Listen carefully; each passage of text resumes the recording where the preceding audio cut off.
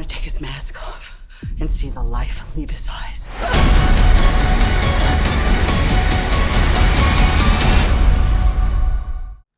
Hey everyone, Mr. DVB here. In today's video, I'm going to be reviewing Halloween Kills, which is a direct sequel to Halloween 2018, which is a sequel to the original Halloween from 1978. Going into this movie, I was pretty excited for it. I'm a big fan of the Halloween franchise. It's my favorite horror franchise out there. Definitely my favorite slasher villain. I think Michael Myers is awesome. Everything about him, like the look, the music, it's all great. And so I was pretty excited for this movie, especially because I enjoyed the 2018 one for the most part. I wasn't a huge fan of it. I do feel like they could have focused a bit more on Laurie and Michael, but I still thought that was a good movie overall, and I really liked the way that one ended, and I was excited to see how they were going to pick up from where that film left off. So this movie is a direct sequel. Like I said, it takes place on the exact same night, literally like seconds after the last one ended. Michael escapes from the burning house and is back on the streets of Haddonfield, just, killing person after person.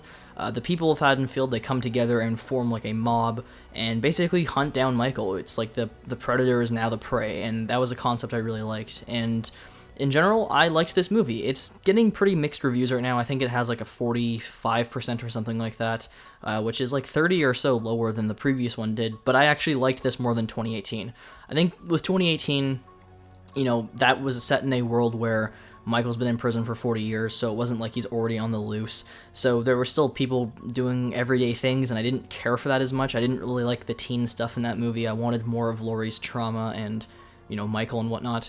In this movie, since this is taking place after Michael having killed people in the last film, it is pretty much all Michael on the loose and people hunting him down. There was like no teen stuff that annoyed me. It was just full on what I wanted, and I really liked it. I felt like from just a suspense standpoint, this was an improvement over the last one.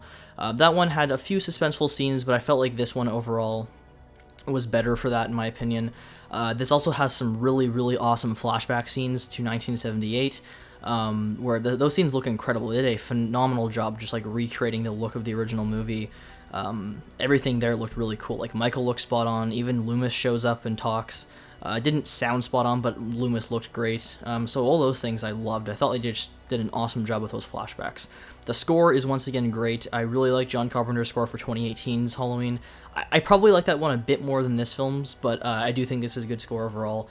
And in general, I just really liked the concept of the people of Haddonfield coming together. They sort of did that in Halloween 4, but it was like smaller groups. Here we have more people doing it, and it's, having returning characters, and some of the actors who played them in the original film.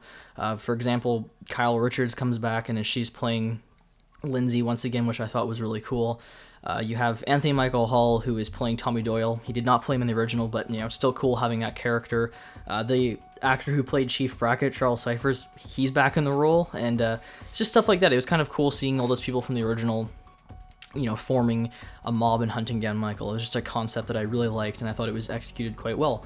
Speaking of executions, this is without a doubt the most violent Halloween film in the franchise. There were some awesome kills here, lots of stabbings, eye gouging, etc. It's very, very violent, and I liked that about it. It sounds sadistic, but it is really good for kills.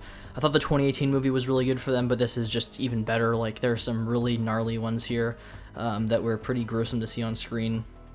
And overall, I had fun with the movie. There's definitely issues, like, no doubt about it. I thought some of the supporting characters, the acting wasn't the greatest, and there were still, like, a few of those kind of slightly out of place comedic scenes that the previous film had. Like, people complained about the cops in the last film. In this movie, there's some characters that kind of are the same way, in my opinion, where you're cutting from like some really serious scenes to just like some kind of goofy characters, and it doesn't really work for me. Sometimes I wouldn't say it gets messy, but I can see people saying it gets messy with like the way it cuts between different timelines and sort of showing us events that occurred in the last film, because there's definitely going to be people who are going to see this movie without having seen 2018 and will have no idea what the hell's going on. So this movie sort of had to address stuff that happened in 2018, and they'll show small scenes from that movie.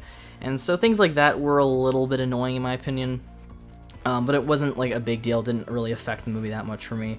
Don't go into this movie expecting to see much Laurie. She's barely in it. She's in the hospital the entire film. I'll just say that. She's not really like out with the people in this movie. They're definitely setting up that she will be in the next one going after Michael again, but In this film, she isn't.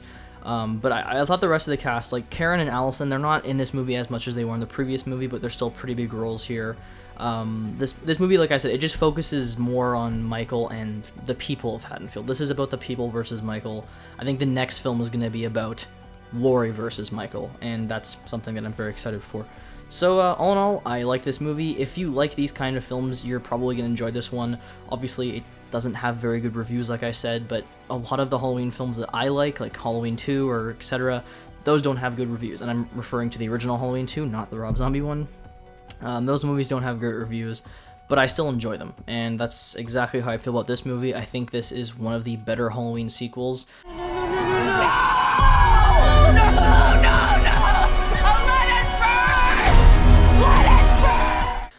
I like it more than the 2018 film. It might even be my favorite one next to the original. I enjoyed it overall, and I definitely recommend it if you like these types of movies. So thank you guys for watching this video, and I will see you all next time. Bye.